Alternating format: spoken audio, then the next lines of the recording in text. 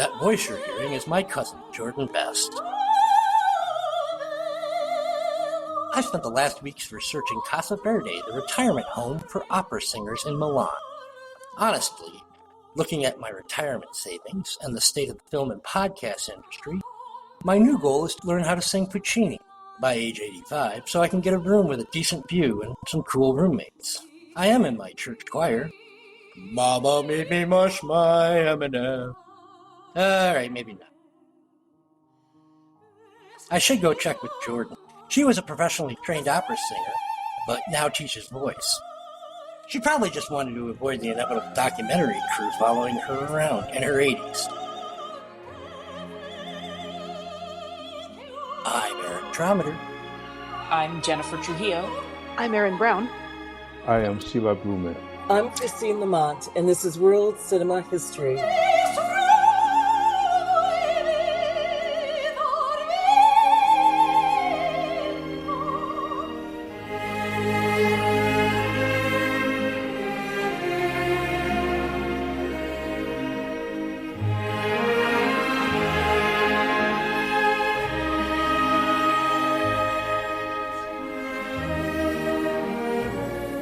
This week we are joined by writer-producer all-around filmmaker Christine La Monte. We're talking about two of her most recent, Ai Weiwei's Turandot and Viva Verdi, which just made the 2026 Oscar shortlist for Best Original Song with Sweet Dreams of Joy. Now, we can't play the song here, but we have put a link to it in the episode description, so you can listen along. Christine, first, congratulations on the Oscars shortlist, and welcome to the 90th episode of this show. It's great to be here. Thank you. Let's start with a running joke on this show, because your career has taken you from Universal and Disney to the glory days of Orion and Cinecittà Studios. To start, can you confirm for our listeners that Key Grip is a real job and not just a secret handshake? I can confirm that. I can. And also, you want to talk about Best Boy as well while we're at it? Should we just... That just sounds dirty. Just believe me. Though, all joking aside, let's talk about what a producer actually does. Let's demystify the filmmaking process a bit for our audience. So, when you see producer or produced by, what is a producer's daily role in the making of the film, and how do you define where your job ends and, say, the director begins? Like this one on Viva Verdi, where you're actually co-writing the screenplay and even wrote some of the song lyrics. Well, let's start with producer and what that entails, which is almost everything. So a producer oversees a project from the initial idea through to completion and all the logistical and financial aspects of it throughout the different phases, from pre-production, development, and then filming, post-production, and then distribution, keeping the project on track and solving any problems along the way, making sure that the creative vision of the director and the director and the producer is realized on time and within a budget frame that's been agreed upon. There are different kinds of producers. I'm a creative producer. My input is creative as well as functional.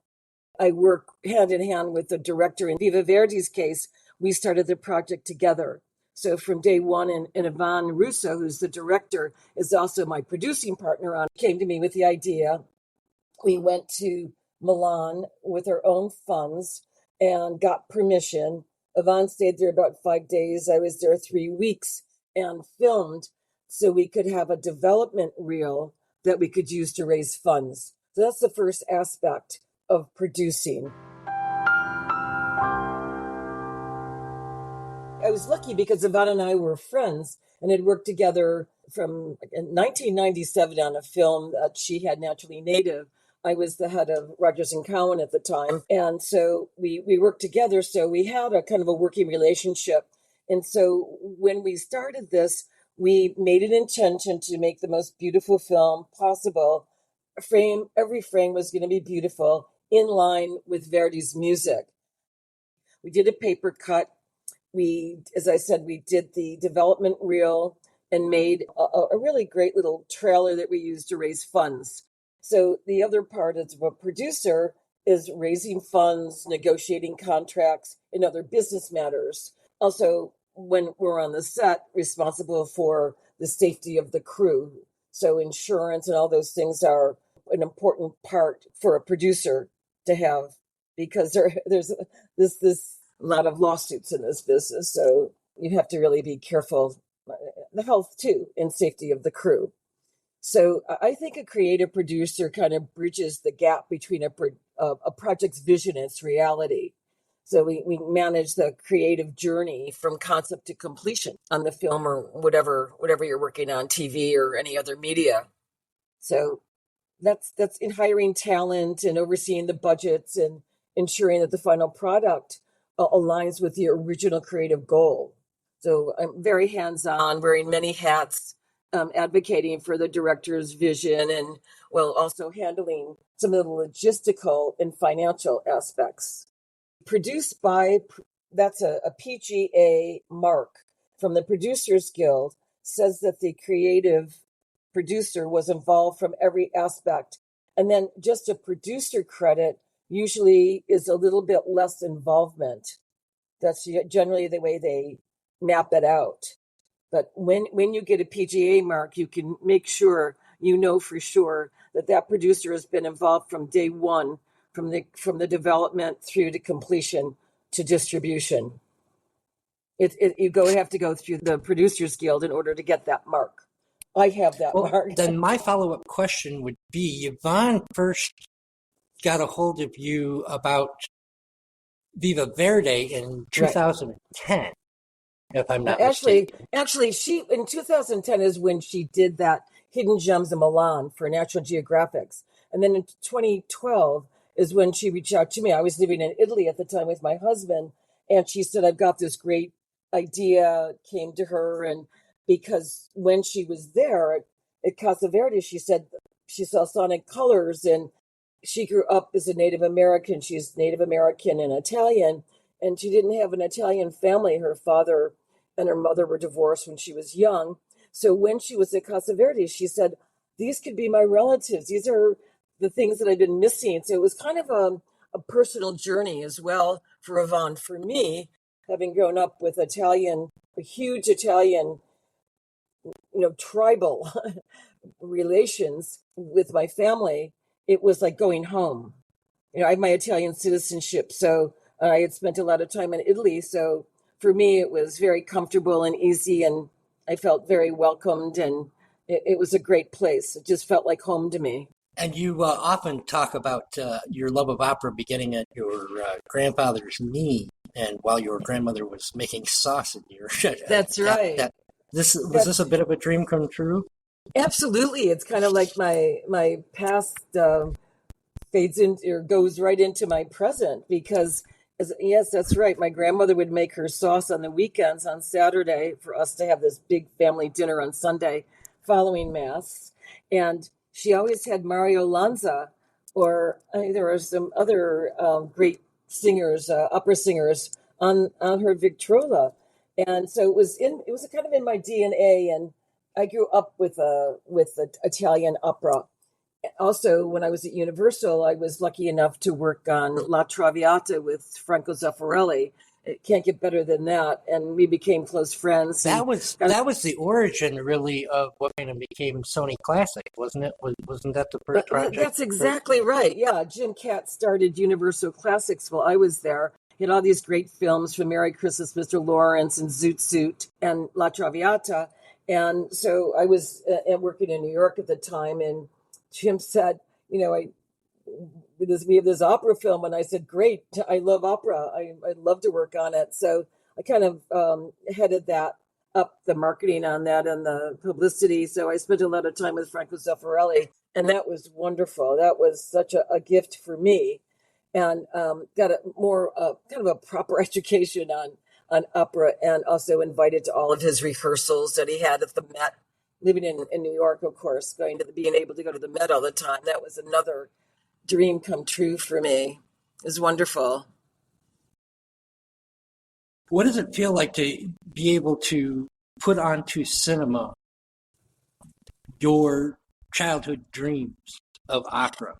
Give something for the young film students out there to kind of grasp towards. What kind of elation did you have the moment you actually looked up and said, Well, it is such a blessing, such a miracle to me, such a dream come true. I just think following your passion kind of leads you to these places. And I was very fortunate, very lucky. And I think, I talk about showing up and saying yes, but also working very hard. And so those things to me can, in my life, have gone hand in hand. I'm always working very hard and things show up. I say yes and miracles happen. So I think this was such an incredible thing to be able to work on Verdi and Puccini, two great, the best for me, opera composers. And also you may know that when Verdi died, Puccini kind of took his place for opera. So it's just fitting for me to be able to work on both of these films. Just remarkable. And as I said, there were a lot of concentric circles in this whole thing with these both films because, as you know, Maxime Derivenko, he was one of my mentees when I was living in Rome. He was 21 and he had a student film, and his mother, who was a friend of mine, said, I have a son, I think he's talented, we'd love you to see his film. So I looked at his film and I said, this is beyond talent. He's an artist, he's incredible. So we worked together, helped him with his film and the packaging of it, the marketing of it, and also, putting it together so that it was pretty much together when I saw it, but some things here and there, some notes here and there. He won some awards and did some film festivals. And then in 2013, that's when Yvonne and I were in Milan. And I called Maxime and I said, Maxime, you've got to come up. We need a cameraman. He said, no problem. So he came up, was our cameraman. He was incredible at a young age. He was such an artist because he grew up in an artistic world. And that's another part of Ai Weiwei, that his father was a Bolshoi ballet dancer in Russia. His mother was a prima ballerina, and his great-grandfather was the first violinist in the Rome Opera House. So he had all this DNA in his blood as well. So anyway, he came up to Milan. We worked together on this film, Viva Verdi. He did beautiful work. And then when we finished that, he went back down and became the head of the Rome Opera House film and TV filming for all the directors that came in. So he worked with Sofia Coppola, and when he knew that Ai Weiwei was coming on board to direct, this was years later, he decided that's what he wanted to do a documentary on. But getting back to Verdi, it was wonderful to be able to bring him up, an emerging filmmaker, and then Federico Rodelli, I hired also as a PA. He turned out to be our man on the ground and ended up being our co-producer. He was also a cameraman and beautiful film. And it's my third film that I'm involved with, my third Italian documentary called Children of the River. So a lot of concentric circles here going around, including that Ai Weiwei worked with Franco Zeffirelli on Turandot in the 80s at the Met. How far along are you on Children of the River? The Po Valley is a reoccurring character on this show. And really? So we, especially Sila, are big fans of the slow cinema movement. And yes, exactly. I'm so glad to hear that. So I'm very, very, very, very excited. How far along are you on that? We're in post-production right now. And so my next 3-4 months are going to be spent with Federico Rodelli trying to get this into great shape so we can launch it into festivals and get it out into the world. It's really beautiful. And, I love that, Sila, and you are into slow cinema. It's more poetic for those people who don't understand what slow cinema is. It's poetic. There's less words, there's more images. And you follow these visuals that immerse you in a world that really doesn't need words. It's a lot of it is nature centric. So that's kind of what we are. And the Po River's a sacred river in Italy. It's the longest river in Italy. And that whole region, the food from that region is incredible. And they say because of the Po. And so it's interesting. It'll be really interesting. It's a wonderful concept. And to me, working with young Italians, it's such an exciting thing because they're so educated in the arts. They can sing any aria, they know philosophy, they like to discuss artistic perspective. And it's always interesting to me. I remember when I was living in Rome, and Maxime and I would spend days talking, and his mother and friends of hers would say, "What do you talk about with him? You know, you're such different generations." And I said, I cannot get enough of conversation with Maxime. It was always philosophically driven about cinema, about so many things. It was exciting. With Viva Verdi, it was an incredible experience. You can imagine, when you've worked in studios, you see films hundreds of times to try to get the best TV spots, to try to put a trailer together.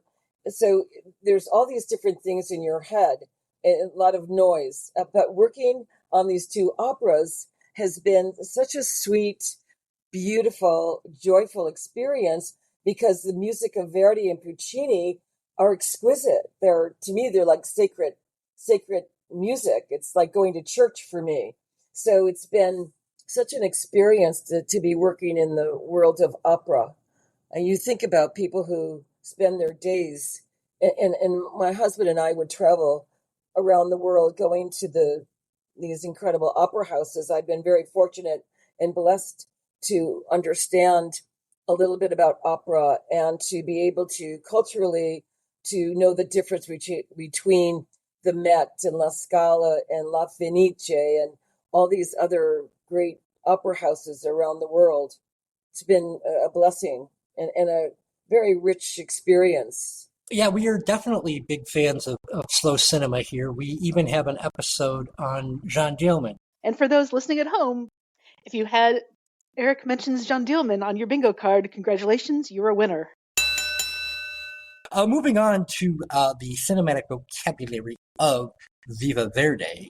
For the last 3 weeks on this show, we've looked at Bergman's Wild Strawberries, De Sica's Umberto D, and Kurosawa's Ikiru on the subject of aging and mortality in 1950s cinema. As I was watching Viva Verdi, I couldn't stop thinking about the elderly heroes of those films, Isaac Borg, Watanabe, and Umberto.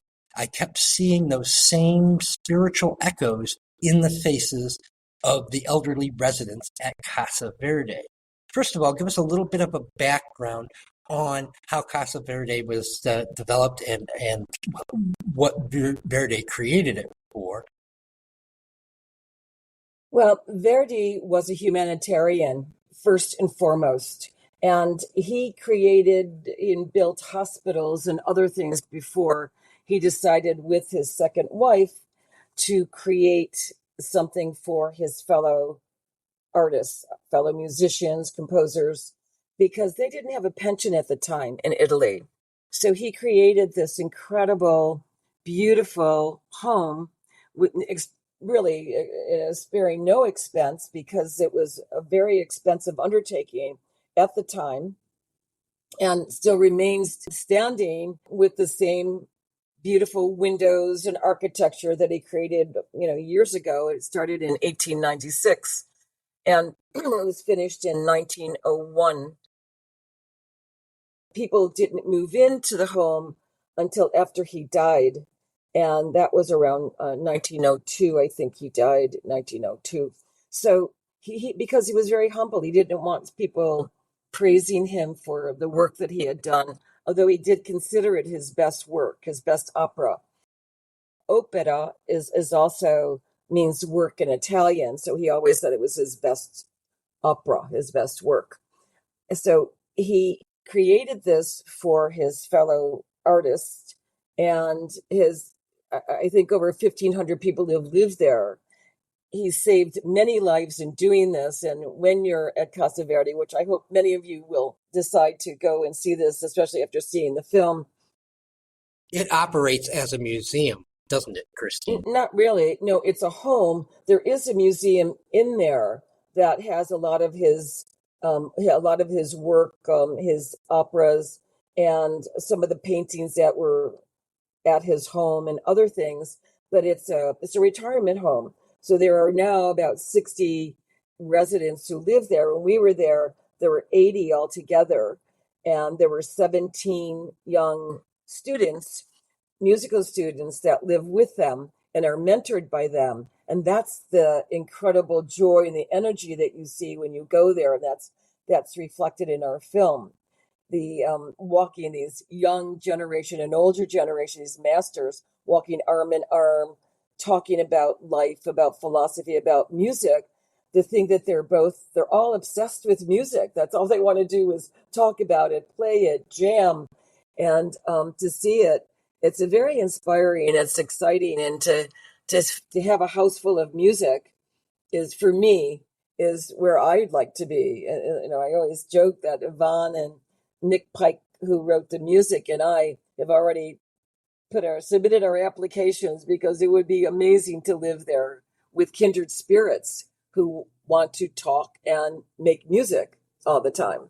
And as a follow-up question, as you were co-writing and producing this, were there other great characters from great films you specifically thought of when you were bringing these stories to the screen? I love those films from the 50s. They're very existential to me, and they're more about societal neglect and dignity and despair and searching for purpose and meaningful contribution and legacy. To me, those films are. In Viva Verdi and at Casa Verdi, these people have found their purpose. They have found their home. They have found where they want to be. So there's joy and there's promise and there's hope there, more than the films that you had described. And there are two films, I guess, that I thought about. One is The Lady in Number 6, Music Saved My Life. And that was an Oscar-winning short documentary about the world's oldest Holocaust survivor, Alice Hurt Summer. And in this short documentary, she discusses the importance of music and laughter and how to have an optimistic outlook on life. And that's kind of what, I think she was 110 when she died, 1 week before the Academy Awards, where that short film won Best Short Documentary. The resilience of the human spirit and the power of art and music especially is really rife in that film, and also in The Age of Champions. The Age of Champions was, I think that was 2011, and that was about the National Senior Olympics, going for the gold in the third act of life. And that's what I feel our film is.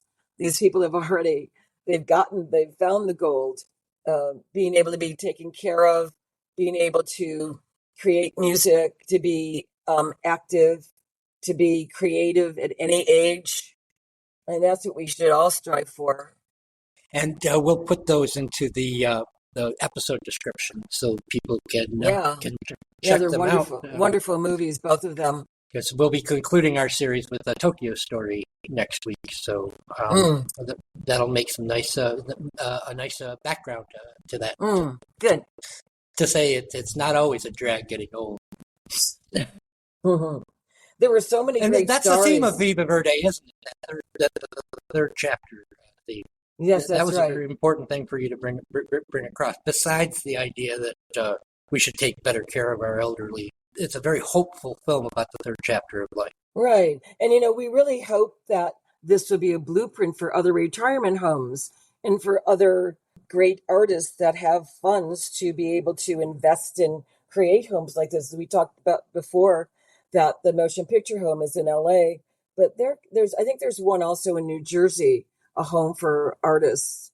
But there should be more, and also just within your own home, and respecting elders and understanding that they're passing the torch of knowledge and information, whatever it is, whether it's how to cook and recipes. There's so much to gain from this, so much wisdom there.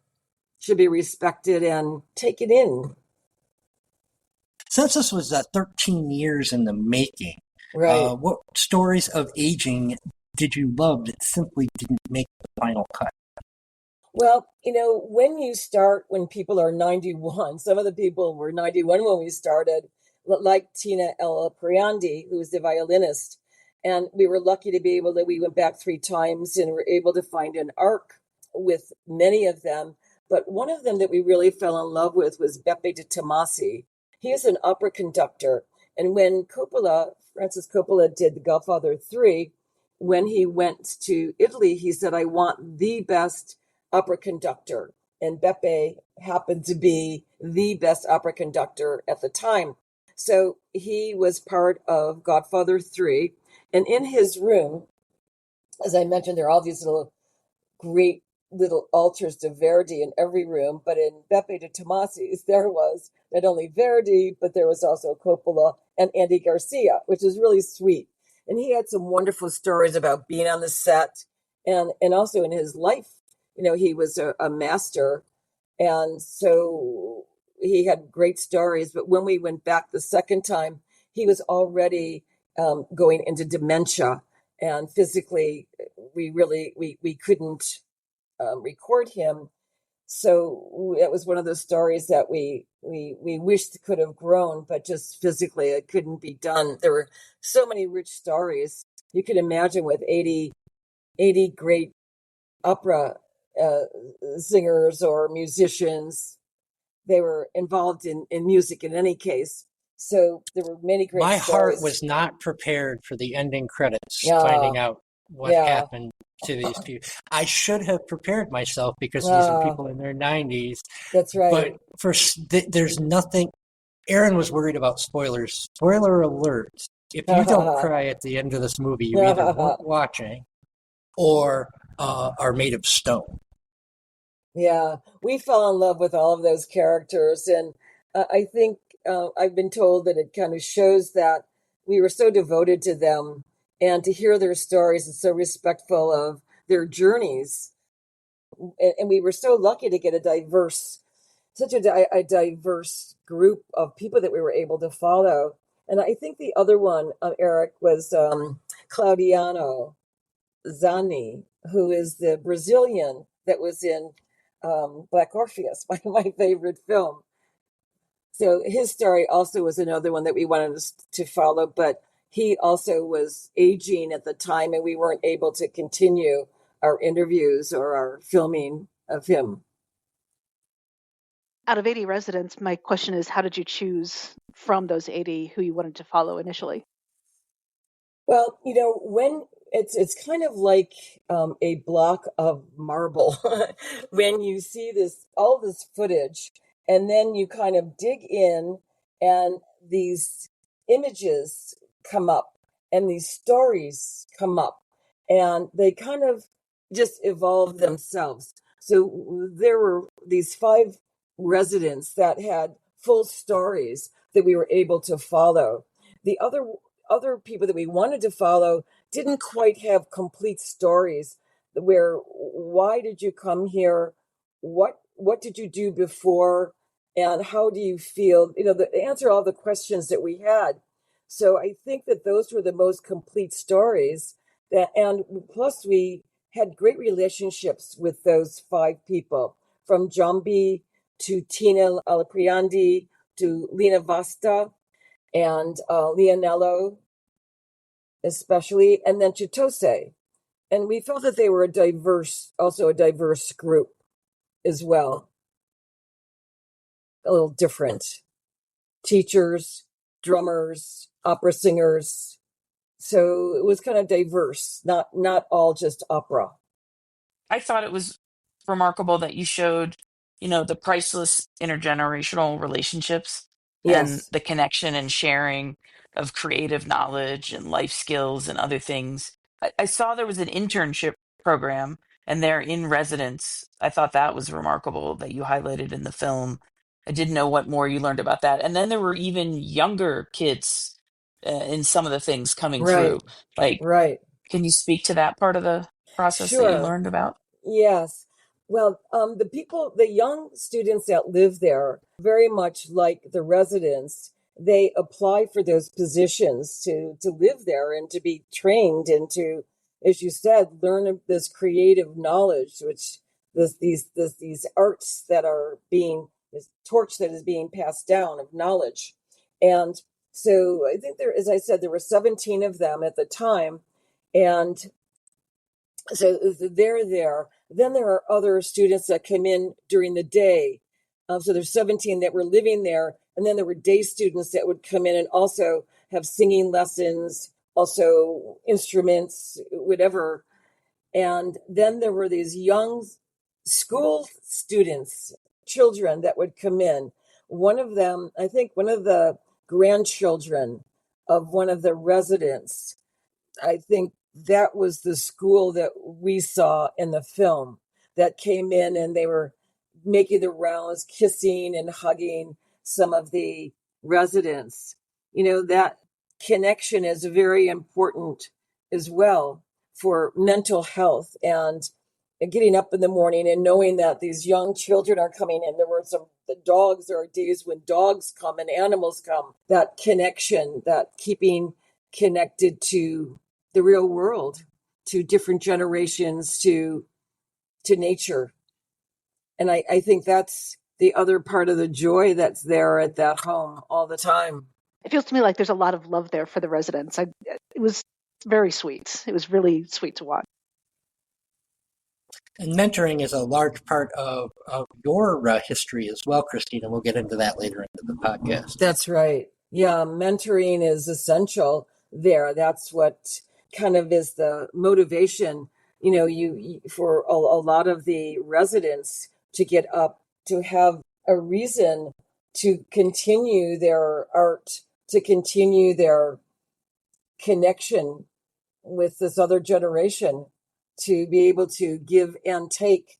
As I said, they have these great conversations. It's wonderful to be a part of them because they talk about music, they talk philosophy, they talk about different composers and how their work changes notes, changes tones. I don't know if you know about Verdi's it's something that I love to talk about because I believe that sound in music is therapy, right? It helps us. And Verdi's wrote in 432 hertz, and the opera at that time was written in 440. And that 432 is the sound of the amen and the om, and it raises consciousness. So just being around music all the time, like they are at this home, it does something to your consciousness. I think it makes you feel more alive. I know it helps you to remember things from your past, which staves off Alzheimer's and other disease and illness. So there's such a positive thing that happens with music, being around music. I think it's medicine. It's great medicine, music. And this young generation and the older generation agree, and that's what they're obsessed with. That's what they want to do. That's what they want to talk about. And that's a great thing to be around. We do need to move on to Ai Weiwei's Turandot, if only because I made the whole panel watch it. Mm-hmm. It's almost the opposite, really, of the beauty and austerity of Viva Verdi. It's huge.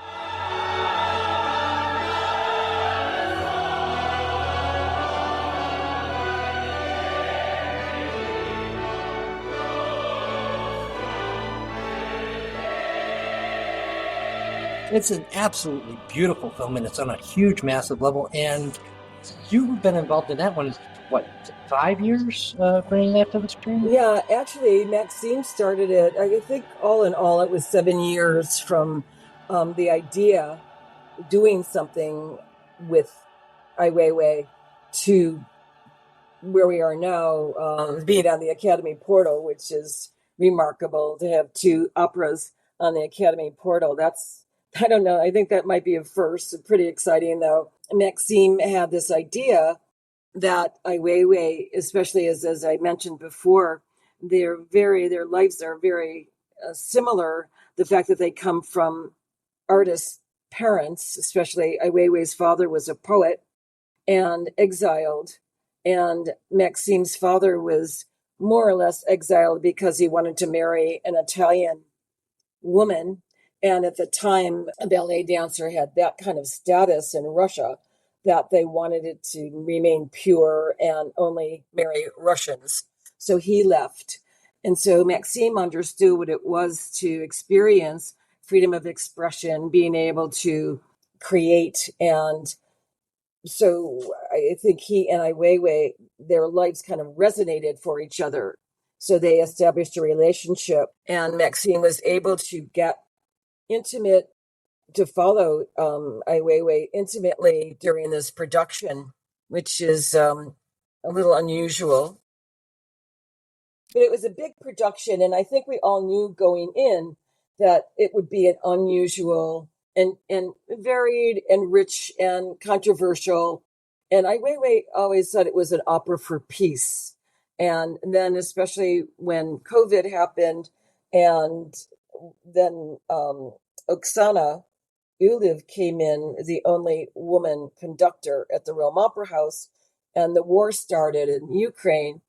It became even more focused and more, I guess, more. It was more of a spotlight that, and Oksana always said that her baton was an instrument, a soft instrument, a weapon that would fight war. This music was something that would last, that would outlast anything, including war, and that's part of the message. How many performances were there of it? Because I know this is pretty much a documentation of something no one will be able to see again. There were only 9 performances, 9 days of performances, and that's it. This is Ai Weiwei's first and last foray into opera. It will never happen again. So for us, I feel like our documentary, it kind of captured an installation of his. So I don't know how many people saw those 9 performances, or it's a limited amount.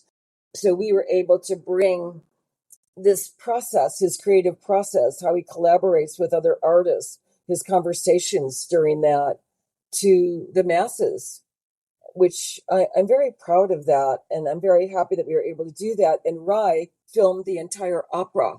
So you can see the entire opera on Rai. I think it's channel 5 or 6, if you can get that on any of your devices.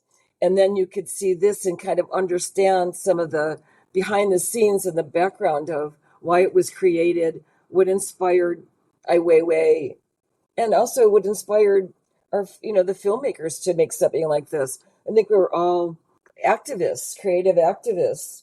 And I know I always have been, and Maxime has been because of the way he grew up. And then Marta Zaccarone, my producing partner on this, was. And then I brought on Andy Cohen, who worked with Ai Weiwei on other films as executive producer. Then he brought on Julian Lennon. The Julian Lennon? Yeah, Julian Lennon, who's also an activist, a very famous activist.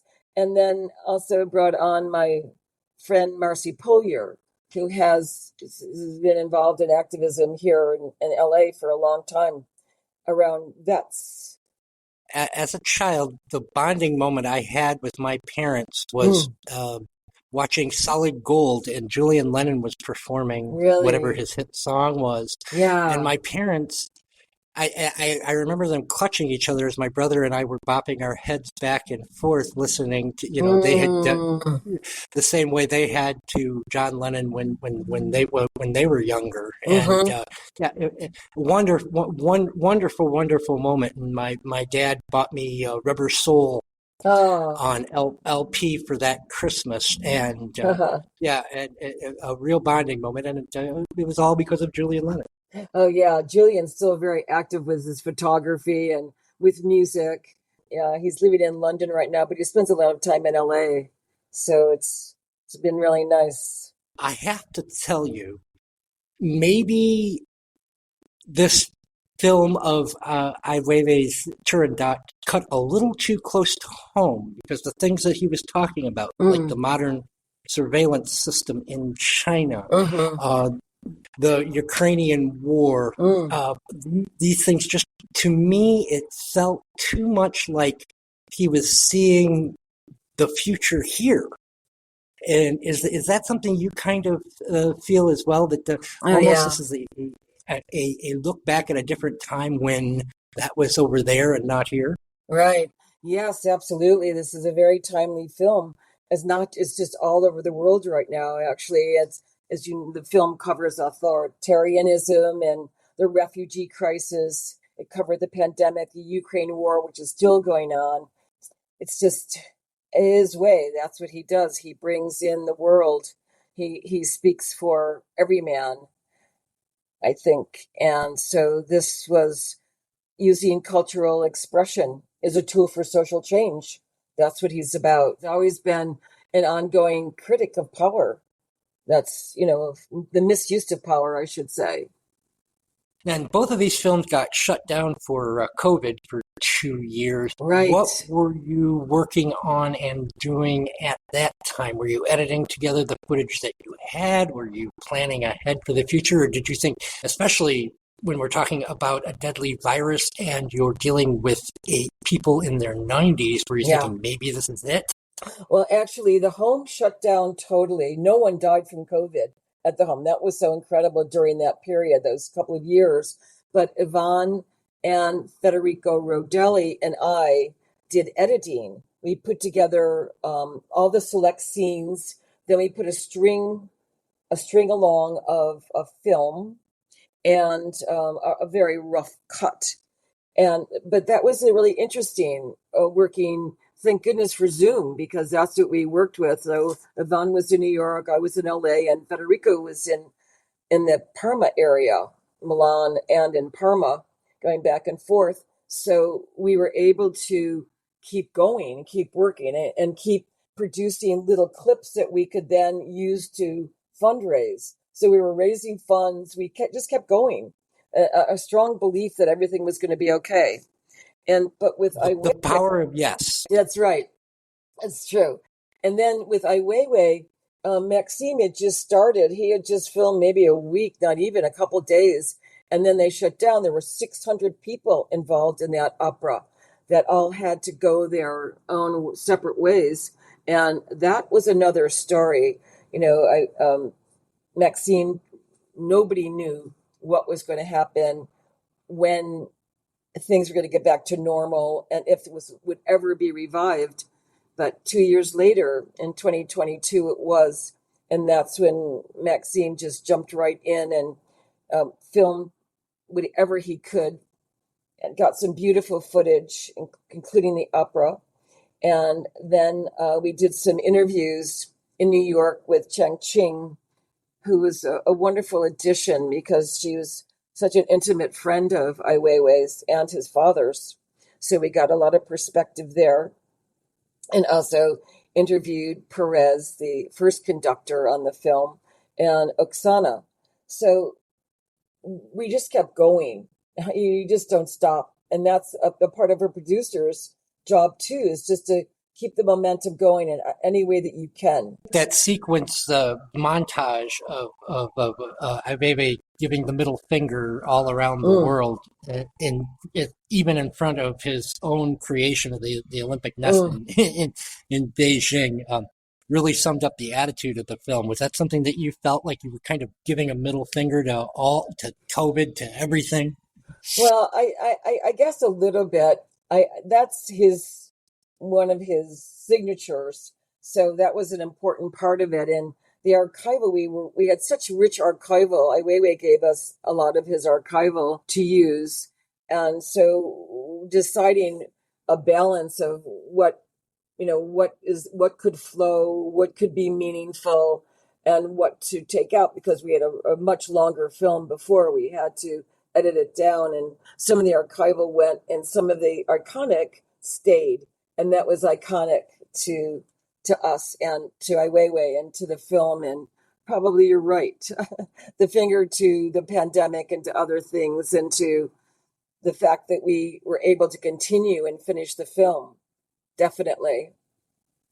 I recall more than anything from a documentary about Linda Ronstadt, the moment where towards the end she is trying to keep up with the singing as somebody's playing the guitar, and you see on her face a certain happiness, but also a lot of frustration that she cannot do what she used to do.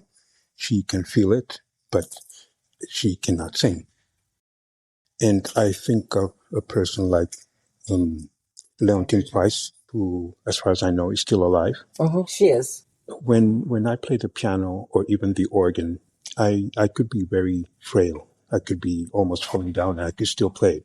When you are an opera singer, what you have to invest, the way you breathe, the way you, everything you have to put into the singing is so above anything else in terms of music that I wonder, how is that for these old singers not being able to sing? When I think about Linda Ronstadt, are they in any way frustrated or their faces? That It's was just amazing to me. very interesting that you asked that question, Sila, because that's a little controversial, whether that we should keep that in there. But I think that we really wanted to show that it's okay to keep going, even if you don't reach those high notes anymore. And there was an audience there that applauded, and Ferdinando Doni, the creative director there, was encouraging. And they keep trying, they keep going. You never stop. You don't have to. It doesn't matter whether anything is perfect or not. You're with friends, you're with other older opera singers that understand that at this stage you can't always reach those notes, but she did okay. She said she had a cold at the time and there was something in her throat. But I think that's a very touching scene. And then we go on to see Chitose kind of doing the same thing, not quite able to reach those notes, but still trying, still working, still embracing their passion and what they love, which moves them. And I think that's the message more than anything. More than you can't do something, the fact that you try, that you keep going. I think the reason why all of them were so healthy during COVID, or many of them, is because they used their lungs and that capacity, that energy, that flow, that keeps things open and healthy. So I think they just don't stop, Sila, to be honest with you. They keep doing what they can do as much as they can with whatever energy they have. You saw Angelo Ferose, right? Who also, he was 95 hitting those notes. They just don't stop. They keep trying. And as I said, I think for me, that's the big deal. Well, as an amateur lover of opera, isn't half the fun of a tenor like Angelo, the high wire act? Is he going to hit that note? There's something about a tenor. There's always that little bit of suspense, and I think that added some really good drama to the film. Yeah. When I think of opera in the opera house, it's a very, very different set of attention, detail, what is going on, which really does not exist in film, not in that way. So I'm curious, I'm not asking how you do it, I'm just curious about the transition, especially when people are doing it that don't really come from opera, like Obey. If I understand that correctly, his father was a poet. To transfer that into film, that is a very, very different piece of work, what film is, even though I love film, but it is not the same. So I'm curious about that transition. Well, the Met does it with every opera. And Met on, the Met on Demand, Opera on Demand, they film opera, to be picked up on a device. So yes, it is. Okay, but I'm sorry, but I see a difference between documenting an opera and making a film about an opera. Well, we incorporated behind the scenes with footage from the opera, and sound is obviously an important part of capturing the opera and the energy of the sound of opera. And the images, you just try to capture as much as you can. It's bigger than life on a stage, like theater is. and you just do your best. I mean, our film is just an example of how it's done, of how we did it. There are other films that have been done also that have tried to capture opera. So, And a quick interjection here for our audience. When this is available on streaming, don't watch this on your cell phone. Watch this with a good sound system on a relatively large television, because the visceral joy of this film, I actually felt like the walls were going to cave in because of all the energy that comes off of both the screen and in the soundtrack. Yeah. So, I think about the documentaries that were done on Maria Callas and on Pavarotti. We're not the first documentary that's tried to capture opera. There have been other ones as well.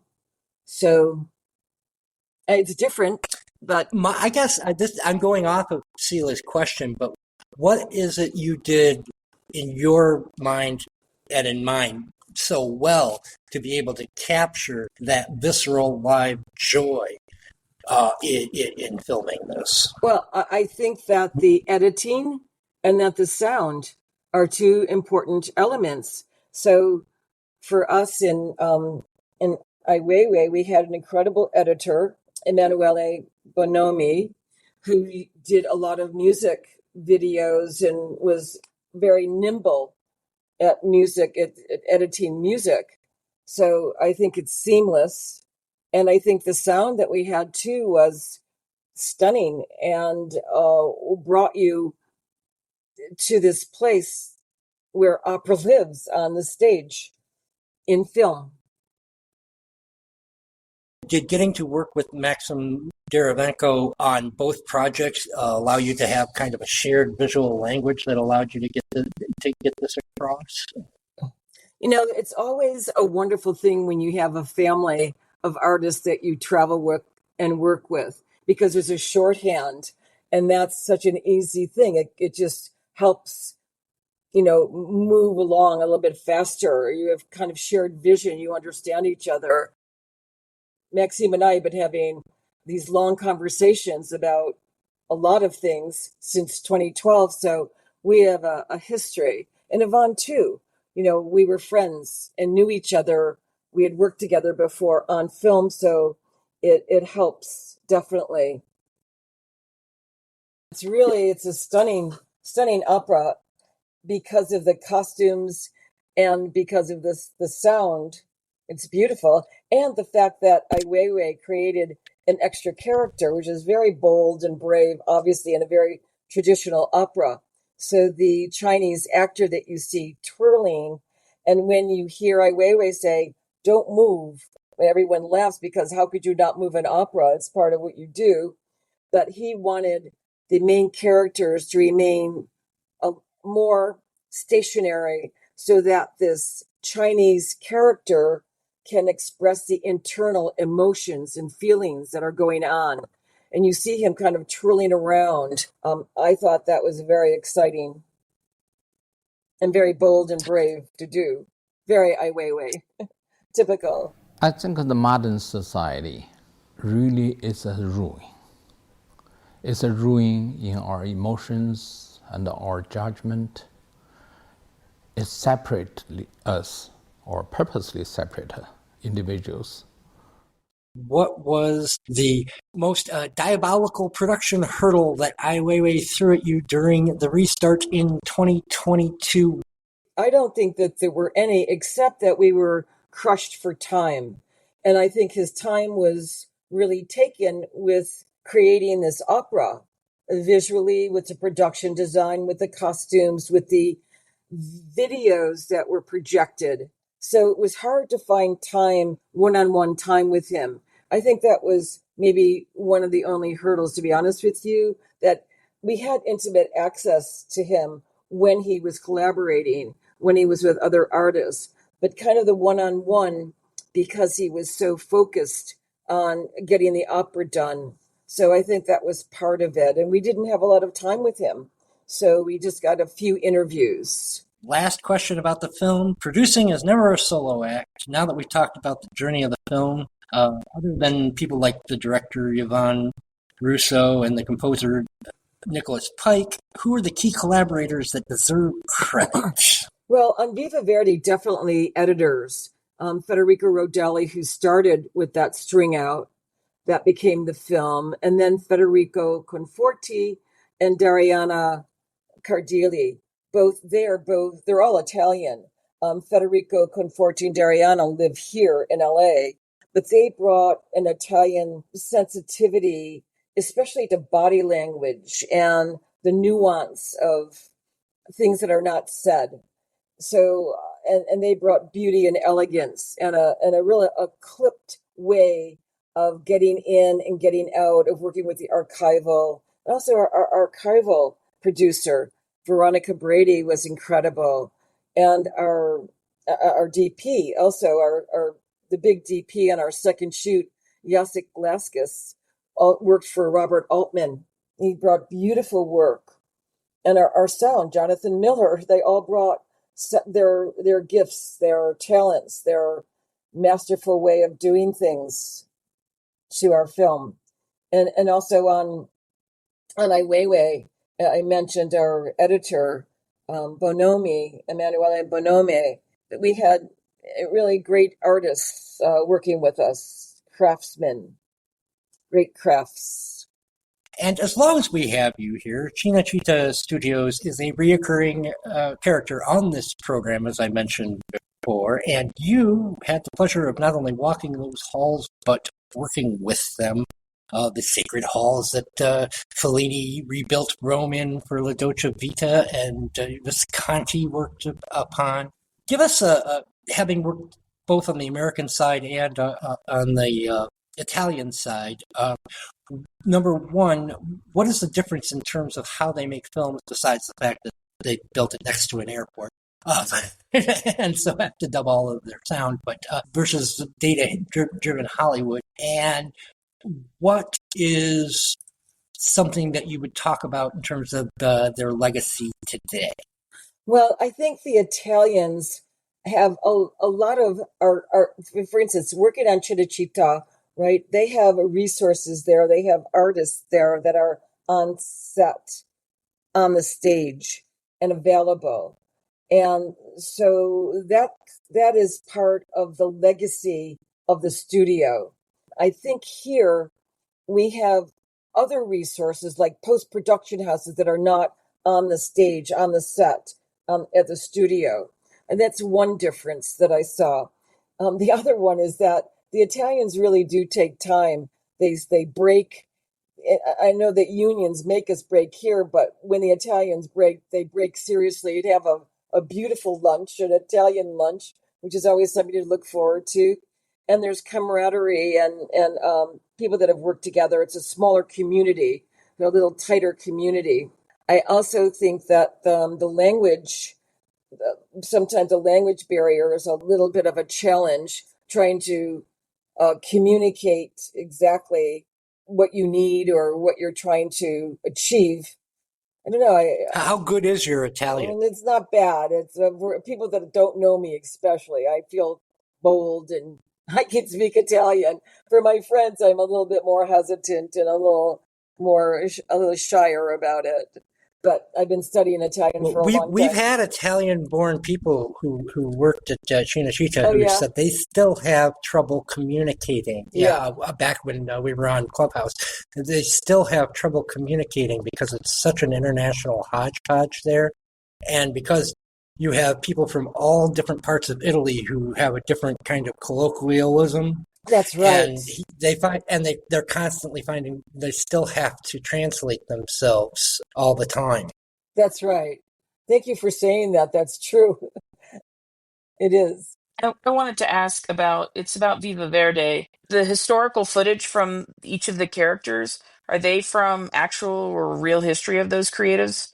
Were you able Yes. to pull that in, or did you blend? Yes. Their families were very kind and generous with that archival footage that they gave us, with photos, with videos. Yes, it was another gift that we had. Wonderful families that we got to know during our shoots. And then they were eager to share those photos and videos and other things. So yes, we were able to bring in most of them. That's a remarkable testament to Yeah, the way that you yeah, made the documentary, because often documentarians have to fill in with, animation or other related, that's or what, right. you don't know what's real or not real. So that's phenomenal that in Yeah, both films you had actual footage. we That's were cool. Although lucky. the animation is actually very creative Did in you this. like that? When you Yeah, I thought Yeah, that was really good. with the very and it's synced to the music so perfectly. I've seen the film now 3 times in Oh, 2 weeks, which is rare, that's rare for me. But well, number one, it's only an hour, so do it's like, different things pop out for you every time? Different every single residents? time, Yeah, yeah, different characters yeah, are my favorites. The first time I was following Giambi, yeah, and his big exactly. and Larger than life. his photographs, and just Yeah. No, I was just gonna say, John B. For me, I really had such an affection for him because he was this shamanic master of so many things. He taught energy work, he taught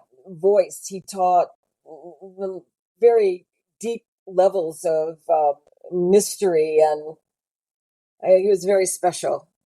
And he was an actor, he was in movies, he was on stage, he he was an incredible baritone, and he was a respected and very beloved teacher to so many students.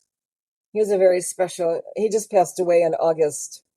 I'm sorry to say that he was very special. Well, I'm glad it didn't make the post credits because I cried enough. I didn't, Yes, exactly. I know. That's right. Well, I mean, to be sure, the ripple effects of the humans he's touched, right? He's still there and he's still giving, and all those students and all those people, you could see how much he Mm. impacted them. how beautifully you set up my next question, which is about mentoring, which has been, I think, a very important part of your career, Christine. But I don't want to ask the same question everyone does. What's your best advice for blah blah blah? And it's like a lot of luck, and just don't take no for any blah. My question for you is, as a person who has mentored women in film, how do we get more women voices into cinema today? Well, you just have to support, especially these emerging filmmakers. For me, I meet so many of them, and I embrace these young women who have questions and who want to learn. And so I think that you just have to support them in any way that you can, whether it's I have a lot of interns that work for me, a lot of women interns, young students who are who want to either be producers, directors, storytellers. And so you just give them your time and your energy. You make yourself available. And that's what I do. That's important to me, to get those young voices, those diverse voices heard. Embrace them. I embrace them myself and just try to big them up any way that I can. And Jennifer Trujillo, follow-up question, as director of the Gilbert Baker Film Festival. How important do you see mentorship? I appreciate that. And I think Christine nailed it with saying yes to as many people as you can. I think connections and relationships are huge. And I try as best I can to not to connect as many people as I can. Like, I've been able to connect multiple generations of animators together, and Mm-hmm. hopefully they're going to collaborate as I go and get myself out of the middle. Like, I don't need to control the connection between the two people. I'm not gatekeeping. If I find someone that I think someone wants to meet someone else, that's one of the cool things I do with the festivals. I just did over 20 hours on Christmas of bringing people in around the world together.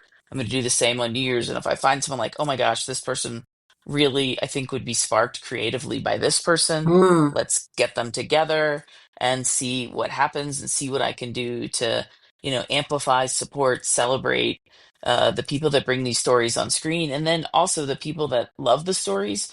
Many and many of those people can be part of the process by helping film, by watching film, by rating film, by paying, by, giving people money for films. And even $5 for film goes a long way on the independent film circuit. So yeah, that's where I think it matters. And connecting generations, which both of your films really highlighted, like Mm-hmm. on topics that people are passionate about and things that they're passionate about, connecting them you look at things from so many different viewpoints, experiences by having a 5-year-old, a 20-year-old. I mean, it's amazing to watch one film with all those people and discuss it, or even think about another work of art. It really allows for intergenerational and time travel through creativity, right? Like it allows connected communication. So I'm all about it. I And I love that, appreciate you, Eric. Jennifer. I love that. I'm totally in agreement with you 100%. Perfect. Great. Well, in that end, I'm happy to be connected with you. I will say, Me I think you're too. phenomenal and Me too. amazing. So I hope we can find ways to keep the communication going as we go forward, Yeah, I would as like I am that. with Erin and Eric. Yeah, great. Yeah. As a member of several Oscar committees, including my personal favorite, the International Feature Film Committee, because we're a foreign film podcast. Right. Me too. I am the same. How has the global appetite for non-English stories changed over the past few decades? I am not just talking about Parasite. Well, it's interesting because I love world cinema. And when I was in college many, many years ago, I wasn't one to join any kind of a group or a sorority or anything, but they did have an international feature film night on Friday nights. So I would go and get these double bills of Wild Strawberries, Tokyo Story, all these great films that you cover all the time, which I love so much. And so since that time now, I think that audience has grown. I think, especially with younger audiences, are kind of driven by streaming's global access, like Netflix and Hulu. And I think they have a real desire for diverse stories and maybe a growing comfort for subtitles. And I think they have a curiosity and a craving for foreign soil, food, places that they have visited or would like to visit. So I think it's only grown. It also breaks away from traditional Hollywood formulas to see international films. Also, little bit of spice. Erin, can you testify to that? Since you're our sort of canary in the coal mine for these. Has your experience with international film kind of changed your view of film as a whole? Honestly, yeah. This being part of this podcast has been quite the education. I'm learning so much more about film than I would have learned just watching domestic films. Seeing films that are actually very artistic. I wouldn't be watching these films, honestly, if I wasn't part of the podcast. Yeah. So, I am learning so much from watching foreign films that I never would have watched before. And I love it. I've discovered some really great stuff. And Viva Verdi was such a beautiful film. Oh, I really thank you. enjoyed that. You're welcome. But yeah, I mean, Well, there's so much out there that I wouldn't learn if I wasn't actively seeking out international films now. and I would level up that if we weren't actually watching them and discussing them, like coming together in community and talking about the films, the stories, how they're made, what touched us, all those things, Definitely. only level that up. Don't you think, Erin? Absolutely. Because there are films that if I just tried to watch them on my own, I'd be like, what am I looking at, and not ever finish them. But actually having people to discuss it with and learn from their perspectives, it helps me see more than I would have seen just on my own. And I'm going to say that again, that I always say, that is, come to the comments and talk about what you liked about all the films and what we have to say about films. Like, people that are listening, you're part of the community that we want to discuss with all these things. So comment, please. I don't know if it counts. I just wanted to say that you made, with both films, informative, well-balanced, relatable, truth bomb films that were peppered with humor and lots of perspective. I think they're really, really well done documentaries. So, Thank and you. I agree Thank with you. Erin that Viva Verde, my gosh, what a great, it's just really well done. Very emotional, very connecting. I loved just the intergenerational time travel connection element of it so much, and just really highlighting how important that is. Yeah. Because I think it's I think our, universal, right? I think people can relate to it because it's universal. When people have grandparents or older people around them, and that you could see the joy of the exchange between these yeah, intergenerational exchange. I I think you And really have filmed a, beautifully at a top level. That's the other thing. that's true too.